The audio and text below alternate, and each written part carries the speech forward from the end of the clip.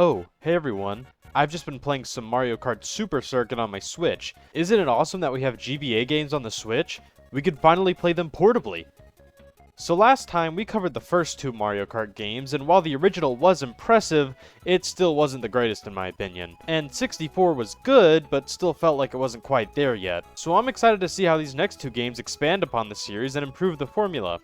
First up, we have Super Circuit, which was actually this series' first portable entry. From the beginning, Mario Kart was an incredibly popular series, and so were Nintendo's handhelds. But during the age of the Game Boy, it just wasn't very reasonable to try and cram a Mario Kart onto this thing. But with the Game Boy Advance, we had a system that was very similar in power to the Super Nintendo, the console that Mario Kart originated on. So it only made sense to finally give the series a portable entry, which is what we got through Super Circuit. So due to the technical limitations of the console, this game is much more similar to Super Mario Kart than Mario Kart 64, but the game still borrows some aspects from both. As far as gameplay and characters go, this feels a lot like Mario Kart 64, with the character sprites basically just being pixelated versions of the 64 sprites. But this game's tracks are much more like Super Mario Kart. While you would think that would mean that I don't like this game since I wasn't the biggest fan of Super, in all honesty, adding in controls that were more like 64 made the game a lot more enjoyable for me. As far as game modes go, I wasn't able to play the multiplayer modes, but I think they are pretty similar to the last two games. But now we have a version of Versus mode for single player if you want to do single races by yourself, which is a very nice addition. We also have the usual Grand Prix, which is still the main single player mode here.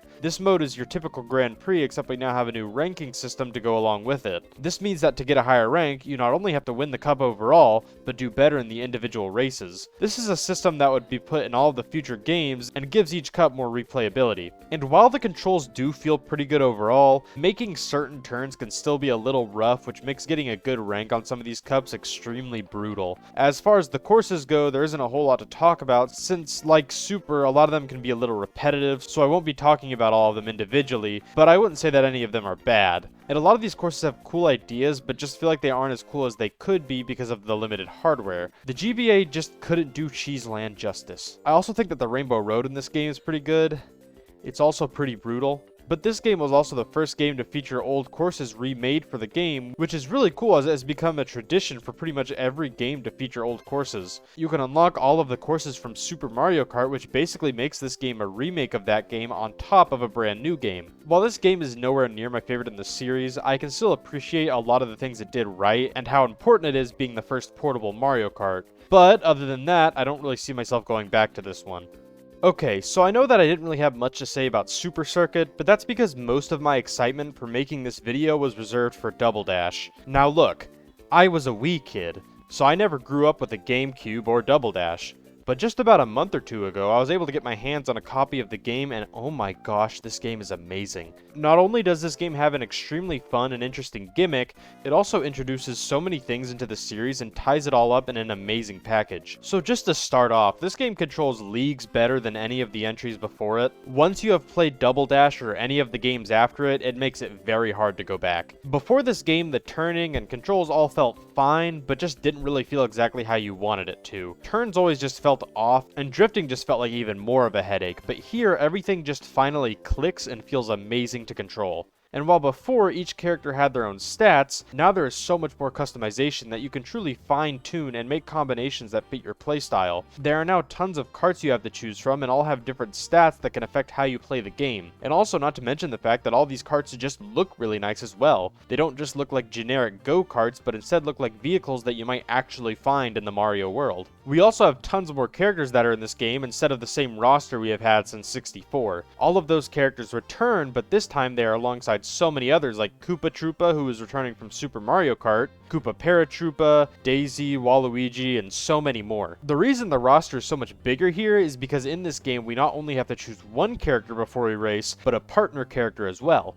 That's this game's big gimmick, and it adds a lot to the game that even more modern Mario Karts don't have. Each character comes in a pair. Mario goes with Luigi, Toad with Toadette, you get the point. But the interesting thing here is that each duo gets their own exclusive items, and you can actually mix and match them to get different combinations. Like if you wanted Donkey Kong's Big Bananas and Mario's Fireballs, you could combine the two characters together so that you can use both of those items. Along with this, each character you choose has a different role, with one being the driver and one on the back that uses items. You can switch the two at any time you want, allowing you to keep an item in reserve with your driver. But since you can do that, you can no longer hold onto an item behind your cart because then you would just be able to hold too many items. All of this stuff is unlike anything we have seen before or after this game, and I think that's what makes it so unique. Even if they didn't have this gimmick in the game, it would still be pretty good, but they went the extra mile to add it because they knew it would be fun. But now it's time to talk about the different modes we have available. Starting off with multiplayer, we have Versus, which is basically the same as it always is, and then we have Battle Mode, which actually has a lot more to it than usual. We have Balloon Battle, which is the mode that we are all used to and enjoy. Then we have Bob-omb Blast, which is basically just Balloon Battle, except all you can use is bombs, which definitely makes things a little interesting. But the big new mode we have here is Shine Thief. Your goal in this mode is to simply keep the shine sprite as long as you possibly can without getting hit. Whoever holds it for the longest wins. The fact that Battle Mode has finally expanded into more than just Balloon Battle is really nice to see and makes multiplayer much more interesting and fun. On top of this, if you were able to get multiple game cubes together with 2 copies of the game, you could play with up to 8 people using LAN, which I couldn't personally try out, but it sounds really fun. In the single player modes, we have the standard Time Trial and Grand Prix. Grand Prix is much more interesting here though, because beating the different cups can now unlock more than just more cups. You can now unlock new carts and even new characters by playing through the different cups. There's even a final cup where you have to race through every single track in the game back to back, and it can be a little difficult, but it's really fun. Eventually, you can unlock Petey Piranha and King Boo as a duo by completing one of the cups in mirror mode, and not only are these characters just kinda goofy, but they are also extremely powerful. They can use every single character exclusive item in the game, and that definitely makes them worth putting in the effort to unlock them. But now it is time to move on to the main event, and one of the things that I think this game does best. The courses. This game doesn't have any retro courses, but the courses it does have are incredibly good. First up, we have Luigi's Circuit, which is your usual circuit track, except we have a section that you go through twice in a lap, so you have a chance to encounter other players going in the opposite direction, which can cause some chaotic interactions. Peach Beach is up next, and this one takes place in a setting very reminiscent of Mario Sunshine with these little bird guys who can flip your car up in the air. Overall, this one is a pretty solid course. Next up, we have Baby Park, and this course is legendary. It's such a short course, which makes it really easy to lap people, but also keeps everyone super close together, which keeps things very chaotic. With Dry Desert, we have a fairly generic desert course, except there are a lot of obstacles like a giant sand whirlpool, tornadoes, and some pokies placed around the track that keep things interesting. Mushroom Bridge is a pretty cool one, because it takes place in a sort of modern town setting, except it still takes place within the Mario world, so you have a bunch of cars that have Mario theming to them, and the whole course is just really nice and colorful. Mario Circuit is just your typical circuit course with a few interesting set pieces. Not much special about it, but it's a solid course. Daisy Cruiser takes place on a cruise ship, which is a pretty fun idea and is overall a really good course. Waluigi Stadium is basically a continuation of Wario Stadium from 64 and evolves the concept by adding a lot more set pieces and obstacles. This course is really fun and I like jumping through the fire hoops. Sherbert Land, not that one, is a pretty solid ice course with a fun section at the end where the track gets slippery. Mushroom City takes a lot from Mushroom Bridge and expands upon the concept. It takes place in this huge city which looks really nice, and this is definitely the best Mario Kart City level. Yoshi Circuit is like the other circuits, but it's shaped like Yoshi.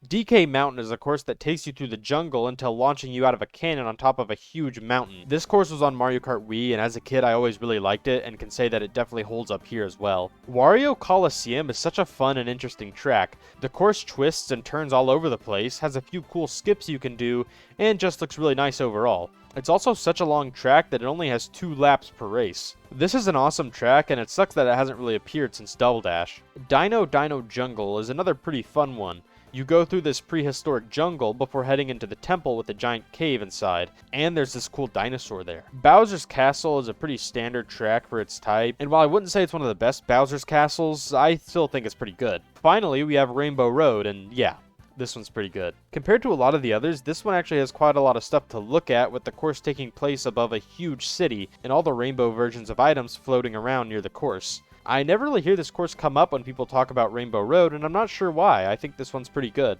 You probably noticed that I basically only said good things about the courses in this game, and that's because this game has an amazing course selection. Even though it may not have as many as more recent games, the ones that are here are really good. Overall, this game left a very good impression, and I had so much fun playing it. But is this game my favorite Mario Kart? Well, we'll have to see next time, because it has some stiff competition to go up against. At the end of the day, both of these games were enjoyable experiences. One was just leagues better than the other. Super Circuit has become widely available through Switch Online, so if you have it, I would say you might as well check it out. And while Double Dash is a little harder to get your hands on, I could not recommend this game enough. It is one of the GameCube's best. But, to be fair to Super Circuit, it was the last game with the big fish. And that means something.